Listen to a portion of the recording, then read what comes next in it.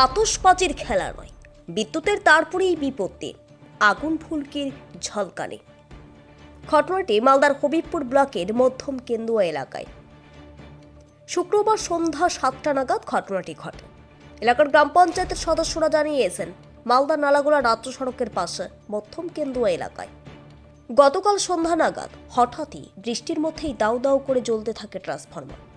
আতঙ্ক ছড়িয়ে পড়ে এলাকায়। যদিও বর্ষায় কোনো দুর্ঘটনা না ঘটলেও অল্পের জন্য রক্ষা পায় এলাকাবাসীরা। এই ঘটনাকে ঘিরে গোটা এলাকায় আতঙ্ক ছড়িয়ে পড়ে। আমাদের এখানে বিদ্যুতের সমস্যা দীর্ঘদিন। আমরা হবিপুরকে ফোন করলে হবিপুর বলে কি আমাদের এখানে আপনাদের কালেকশন নাই, মুচিয়াতে বলো, মুচিয়াতে ফোন করলে বলে কি আমাদের সাথে কালেকশন নাই, হবিপুরে বল। এই সমস্যার জন্য আমরা প্রতিনিয়ত হয়রানি হই। কালকে হঠাৎ করে আমরা দেখি কি এখানে ট্রান্সমিটারে আগুন ধরেছে। আগুন ধরার ফলে আমাদের তো যাই হোক ছেলে পেলে সবকে সরিয়ে দিলাম আমরা, দিয়ে আমরা সাইডে চলে আসলাম। এবার আমরা ইলেকট্রিতে ফোন করবো, ইতিমধ্যে আইসির গাড়ি আসলো। আইসির গাড়ি আসার ফলে আইসি সাহেব দেখলেন যে হয়তো ফোন করেছিলেন জানি না, কিছুক্ষণের মধ্যে মানে ঘন্টাখানেকের মধ্যে আমরা আবার লাইনটা পেয়ে যাই। আমরা চাই এইভাবে যাতে আমরা লাইনটা পাই।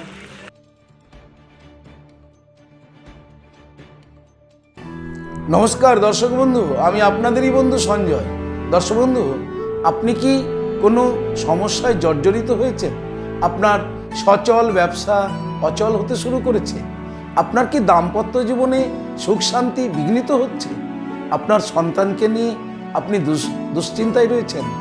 আপনার বেকারত্বের কারণে কি আপনি একেবারে হতাশ হয়েছেন? নাকি প্রেম প্রীতি প্রণয় ভালোবাসায় আপনি খুব কষ্ট পাচ্ছেন? দর্শক বন্ধু, সকল গ্রহের অশুভ গ্রহের সমস্যা সমাধানের জন্য আপনারা পেয়ে যাবেন আমাকে আপনাদের শহর বালুরঘাট হোটেল হর্নবিলে। খুব অল্প সময়ের মধ্যে সঠিক জ্যোতিষ সিদ্ধান্তের দ্বারা আপনি হতাশাকে কাটিয়ে আপনি সমাজে প্রতিষ্ঠিত হতে পারেন। তাই আর দেরি কেন?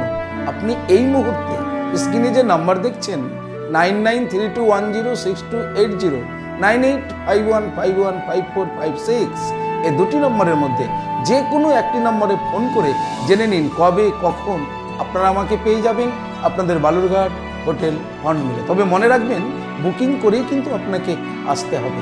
দর্শক বন্ধু, সমস্যা সমাধানের জন্য একমাত্র বিশ্বস্ত অ্যাস্ট্রোলজি প্রতিষ্ঠান চলে আসুন হোটেল হর্নবিল।